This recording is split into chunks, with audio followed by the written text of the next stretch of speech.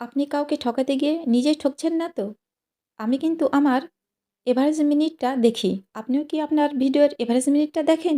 আসসালামু আলাইকুম। সবাই কেমন আছেন? আশা করি আল্লাহর রহমতে ভালো আছেন, সুস্থ আছেন। আজকে চলে আসলাম আরেকটি নতুন ব্লগ ভিডিও শেয়ার করতে। আজকে মাটির চুলায় রান্নাবান্না শেয়ার করব। আর তার সাথে সাথেই কিছু অ্যা গুরুত্বপূর্ণ কথা আলোচনা করব। আশা করি সবাই আমার সাথে থাকবেন, আমার পাশে থাকবেন। যেটা নিয়ে আমি ১ম এ বলছিলাম যে কাউকে ঠকাতে গিয়ে নিজেই ঠকছেন না তো? আমাদের এই প্ল্যাটফর্মটা কিন্তু এরকমই।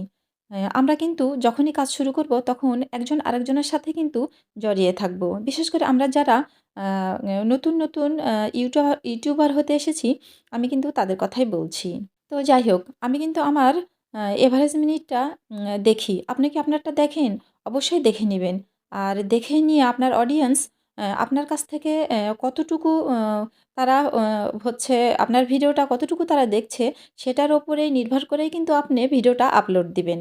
কারণ আপনি ১০ মিনিট, ১২ মিনিট, ১৫ মিনিট, ২০ মিনিটের ভিডিও আপলোড দিবেন আর আপনার অডিয়েন্স ১ মিনিট আপনার ভিডিওটা দেখবে। বাকিগুলো আর দেখল না। তাহলে কি লাভ হলো বলেন? এত কষ্ট করে পরিশ্রম করে যদি আপনি ১০-১২ মিনিট, ১৫ মিনিট, ২০ মিনিটের একটা ভিডিও আপলোড দেন আর আমার প্রিয় আপু ভাইয়ারা সেই ভিডিওটা ১ মিনিট দেখল, তাহলে কিন্তু হলো না। আমার অডিয়েন্স আসলে আমার ভিডিওটা কতটুকু গ্রহণ করছে, কয় মিনিট গ্রহণ করছে, এটা জেনে বুঝে আমাকে ভিডিওটা আপলোড দিতে হবে। কারণ একটা ভিডিও আপলোড দেওয়ার পিছনে কিন্তু অনেক পরিশ্রম করতে হয়, অনেক কষ্ট করতে হয়। আমরা যারা এই প্ল্যাটফর্মে আছি তারা আমরা সবাই কিন্তু জানি এবং বুঝি। তো আমি চেষ্টা করি আমার ভিডিওগুলো ছোট আ দেওয়ার, কিন্তু তারপরে মাঝে মাঝে ইদানিং একটু বড় হয়ে যাচ্ছে বলতে ৬ মিনিট হয়ে যাচ্ছে। তবে হ্যাঁ, আ আমি আমার অডিয়েন্স কতটুকু চাচ্ছে না চাচ্ছে এটা আমি দেখি বলেই আমি চেষ্টা করি ছোট ছোট ভিডিও আপলোড দেওয়ার। এত কষ্ট করে যদি আমি ১০ মিনিটের ভিডিও আপলোড দেই আর আমার প্রিয় ভাইয়া আপুরা যদি ১ মিনিট দেখে, তাহলে আমি এই কষ্টটা কেন করব? তবে হ্যাঁ, আমরা যেহেতু নতুন, তাই তো নতুনদের এত কিছু নিয়মকানুন মেনে বুঝেই কিন্তু আমাদেরকে ভিডিও আপলোড দেওয়া উচিত। আমরা যতই বলি না কেন যে, আপু আপনার ভিডিও আমি পুরোটাই দেখলাম।" এটা আমি বিশেষ করে আমাকে দিয়ে বিচার করে আমি এটা বিশ্বাস করি না। কখনো হয়তো কোনো আপুরা দেখে ২-১ জন, যেমন আমি হচ্ছে হলো যখন কাজ করি তখন ভিডিওটা আপ আ আ অন করে রেখে দিই। তখন দেখা যায় যে কাজের সময় কোনো না কোনো আপুর ভিডিও আমার পুরোটাই দেখা হয়ে যায়। তবে সেটা খুবই কচিত কল্পনায়। তাই তো সে বিষয়টা নিয়ে আমি কিছু বলতেই চাচ্ছি না। তো আমি হচ্ছে হলো মানে জেনে বুঝে ভিডিওটা আমি দেখব। আপনার ভিডিওটা যদি হয় ১০ মিনিটে, সে ১০ মিনিটের ভিডিওটা আমি কয় মিনিট দেখলে আপনারও ভালো হবে, আমারও ভালো হবে, এটা আমি জেনে বুঝেই কিন্তু ভিডিওটা আমি দেখি।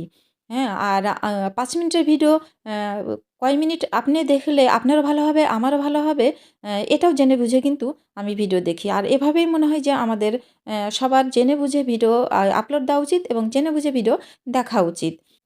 আমি আপুদেরকে ভালোবেসে আপুদের ভিডিও অন করে এ অল্প একটু নিয়ম না জেনে না বুঝে অল্প একটু দেখে বের হয়ে গেলাম আর সুন্দর একটা কমেন্টস করে দিলাম। আমি কিন্তু এই হচ্ছে হলো ভালোবাসাটুকু আমি আসলেই চাই না।